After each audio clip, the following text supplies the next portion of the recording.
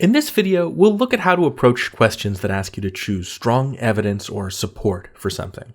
These questions might ask us to support a specific argument from a passage or a claim in a paragraph, or even an idea introduced in the question itself. You're probably going to see one or two of these on test day. So let's jump right in.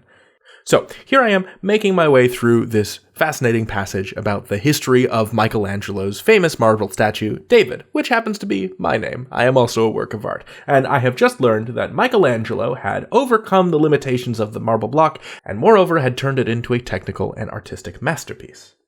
Marvelous.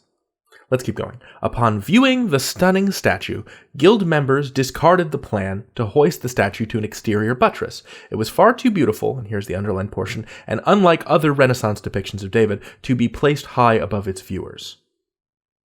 After meeting with city officials and prominent citizens, the members agreed that the statue should instead stand outside of Florence's town hall as a symbol and representation of the city's strength and independence. Thus, the guild members achieved their goal of enhancing Florence's prestige.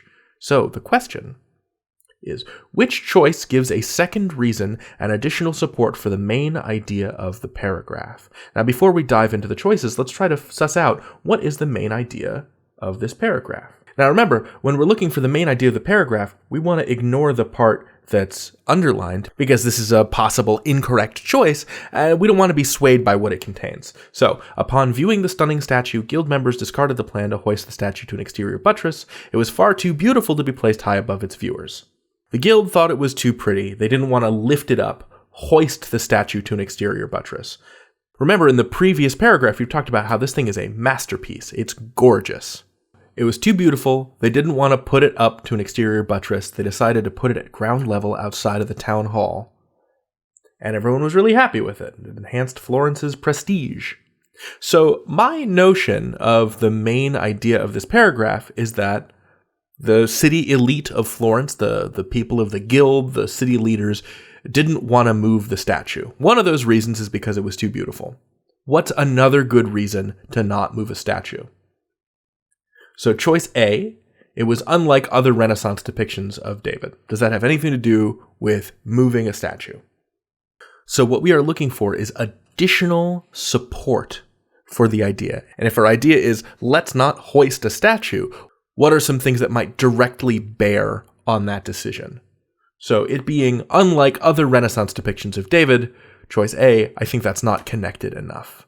Choice B, it depicted a favorite biblical story of the citizens of Florence. I'm not going to cross that off right away, but that doesn't seem to be as directly connected.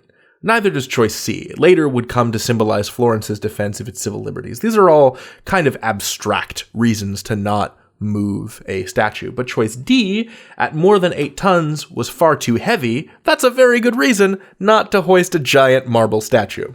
So I'm going to cross off the other choices. So it was far too beautiful and at more than 8 tons, far too heavy to be placed high above its viewers. Very sensible decision making, I agree. You'll notice that none of these choices were grammatically incorrect. It's really about which idea lends the best additional support to the main idea of the paragraph. So that means you're going to have to look at the paragraph, synthesize its main idea, and then match the choice that most strongly supports that main idea.